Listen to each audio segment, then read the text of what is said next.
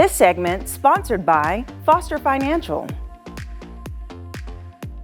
Welcome to Women's Wealth Wednesday, where we're providing advice financially, specifically for women. And I'm so excited to have Caleb Doan, who is the Vice President of Foster Financial. Hi, Caleb. Hi. Welcome back. Thank you. Yes. So, we have so much to talk about today because I love when the topic is really specific to the behavior and patterns of women in particular. Mm-hmm. And it seems that women are more charitable. Yes. Okay. And so they really do put more of their funds, their savings, and their plans into donating it to a charity or to a church. And I know that you may see this a lot through your clients. So can you share with me what you're going to give us as tips for today? Yeah, absolutely. So, you're exactly right. Most studies show that women are typically a little more charitable minded than men. Mm-hmm. And one thing that I've noticed is that a lot of people aren't getting the full tax benefit of kind of the charities that they're donating to. Yeah. And that's mostly because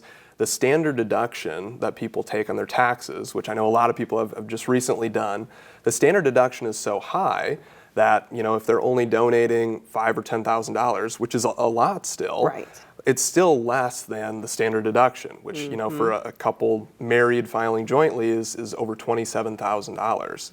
And so most people are still donating to their church, but if it's less than that standard deduction amount and they're not itemizing, they're not getting any tax benefit. Right. And they're leaving some sort of tax benefit on the table because there are a few different strategies that people can employ to still get some tax advantages to donating. So I wanted to take maybe the next kind of couple segments and talk about a few strategies that we've leveraged for a lot of our clients. Okay, great. And so when people are donating, so basically you're saying that there's a different method rather, they can donate so they can make sure that they receive those tax benefits. So what is that method? Yeah, and they can do it still taking the standard deduction, which is great. You can still donate kind of the exact same amount that you're used to. But the main one I wanted to touch on this week is actually donating highly appreciated stock. Okay, so if there's a lady out there who has an individual or a joint account that has stock positions in it that have gains on them,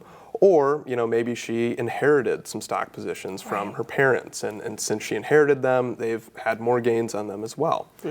Normally, if she were to sell any of those positions, she would have to pay capital gains tax on the gain, and for most people, it's right around 15%.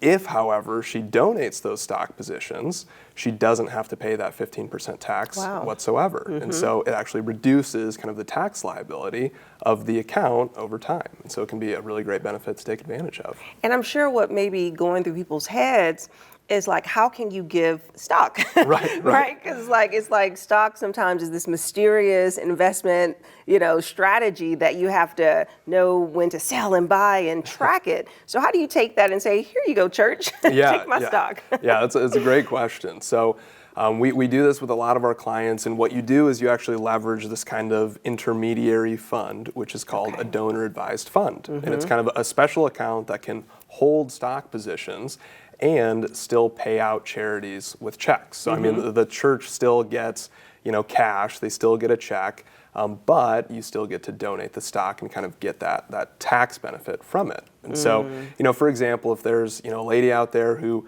normally donates, let's say $10,000 to her church every single year.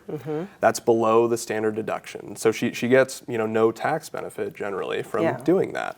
But let's say, back in the day, she bought a few shares of Apple or whatever it might be, and it's appreciated since then. As opposed to donating that $10,000 in cash, she could instead, donate $10,000 worth of Apple into that donor advised fund, and then she no longer has to pay that 15% capital gains tax on it.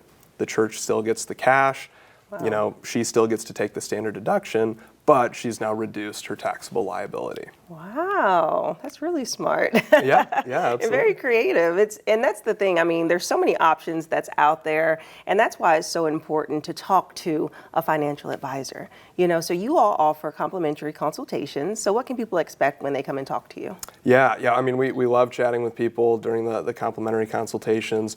We just kind of take a look at your current financial state. Very, low pressure environment. It's really just about us kind of getting to know each other.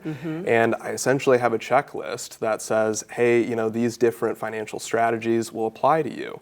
And so, we can tell you even after the first meeting and say, hey, this donation strategy is going to save you a certain amount of money, or whatever other strategies that we typically leverage for clients.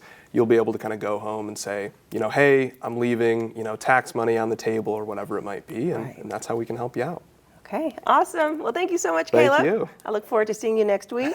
And as you heard, Foster Financial is here to provide holistic financial planning. We'll be sure to have their contact information listed below, and we'll be right back. This segment sponsored by Foster Financial.